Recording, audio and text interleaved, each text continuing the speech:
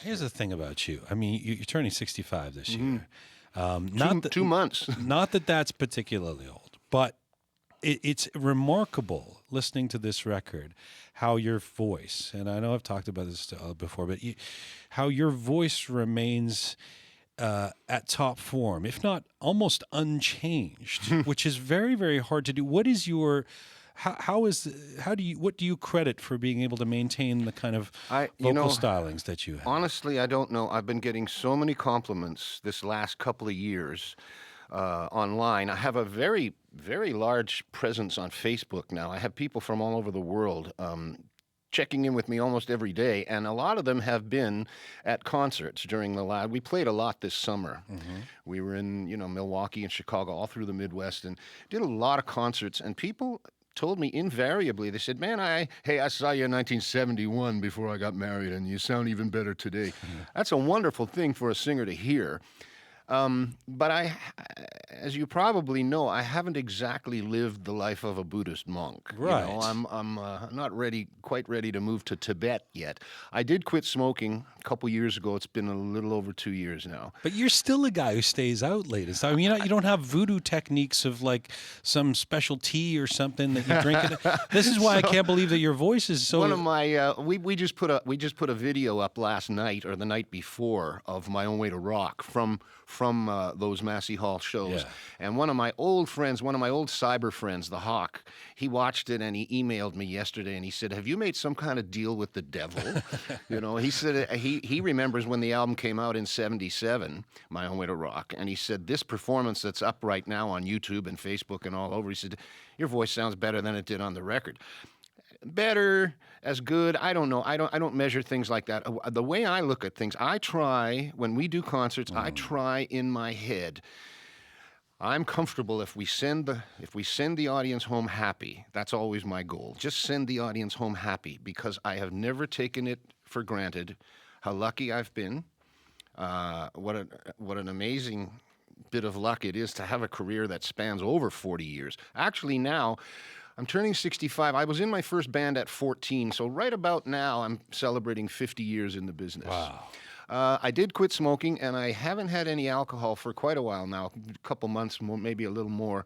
But overall, I think what has kept it in reasonable shape is I sing all the time. I'll sing at home, even when I'm not touring or performing on television or doing any promotion at all. I'll pick up a guitar and sing an old Buck Owens song, or I'll sing some Youngblood stuff by Jesse Colin Young, and I try and sing when I'm in the car and somebody comes on and it's a really high vocal. I'll try and sing along with that singer, whoever it is.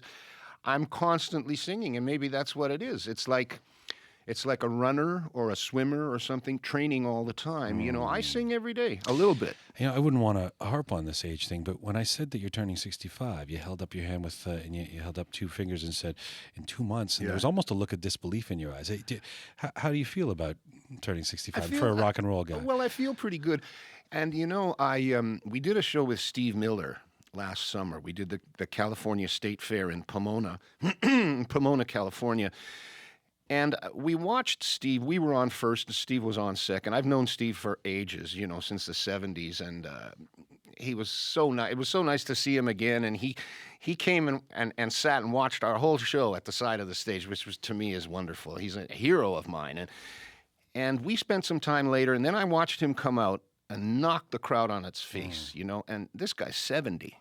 So I'm looking at this, and this guy comes out and he does Keep On Rockin' Me, big old jet airliner, Take the Money and Run, Fly Like an Eagle, The Joker. I mean, and he was 70, and I'm thinking to myself, man, when I was a kid, 70 was not this. 70 right.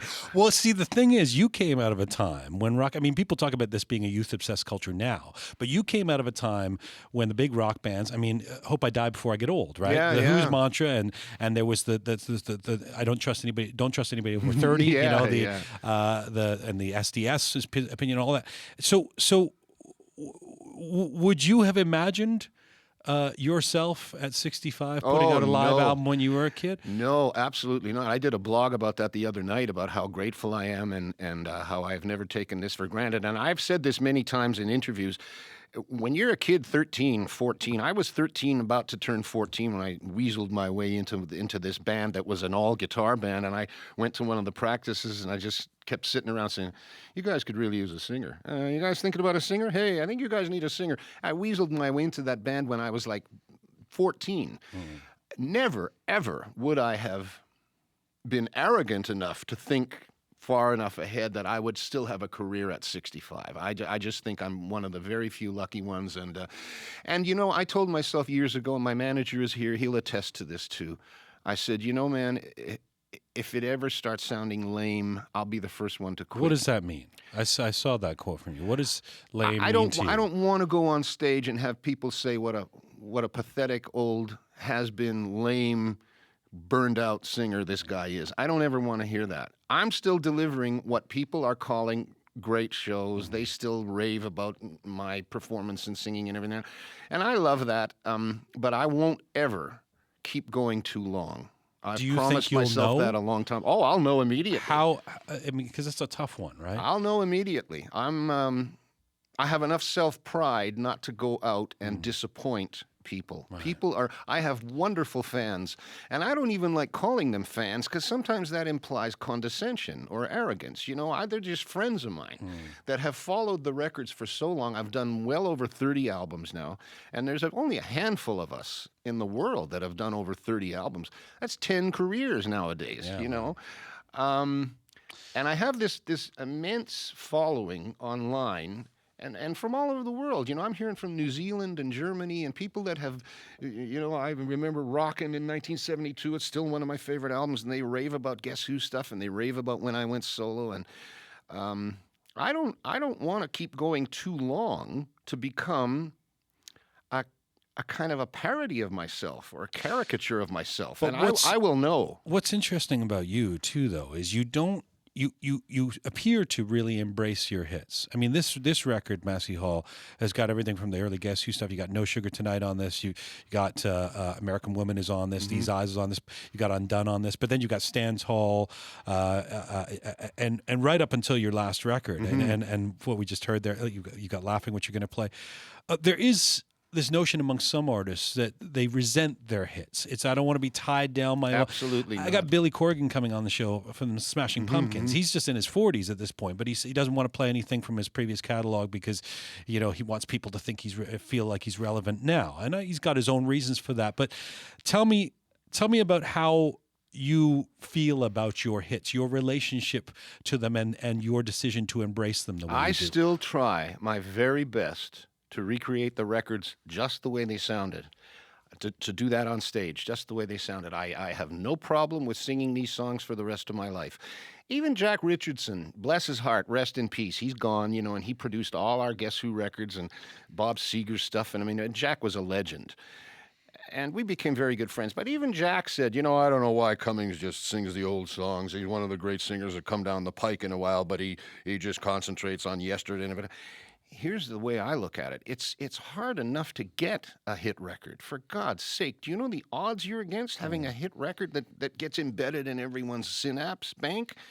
Why not sing it for the rest of your life? I don't have a problem with that. American Woman gets a little tough because when we did that, I was trying to be Robert Plant, and nobody can be Robert Plant. And so I never thought I really nailed American Woman, the record. I never was happy with that vocal. I always thought it was weak. But I still do it on stage. I have to do it on stage. I mean, it's such a big record, but honestly, I have no problem singing the songs over and over and over. There's a great joy. We opened for the Jefferson Airplane one time in Winnipeg in 1968, before we had These Eyes. And we came on that night, and it was our hometown, and it was the old Winnipeg Arena. Boy, we're going to show everybody. We're terrific. I don't care how big the airplane are. We're going to go out there, and we're going to show everybody, right? Yeah. We went on. We did a great 45, 50-minute set. It was one of the best shows we ever did in the old Guess Who. People went pretty nuts. You know, they cheered crazy. We're the hometown. On comes Jefferson Airplane. Second song they did, White Rabbit. As soon as everybody heard, one pill makes you larger, they completely forgot that the Guess Who had even been there that night. Right. And I'll never forget that night, how it affected me. I knew the power of a hit record that night. And now I love the fact that 2 or 3 notes of a song and people start cheering. When I play that little boom boom da da da da da boom boom da da da da, all of a sudden I'm hearing. That's the Maestro song, right? I hear Maestro Fresh West Yeah, song? that's right. It's the Junior Walker Motown song. I got to make sure you have enough time to play Laughing very, very quickly because we'll get you over there.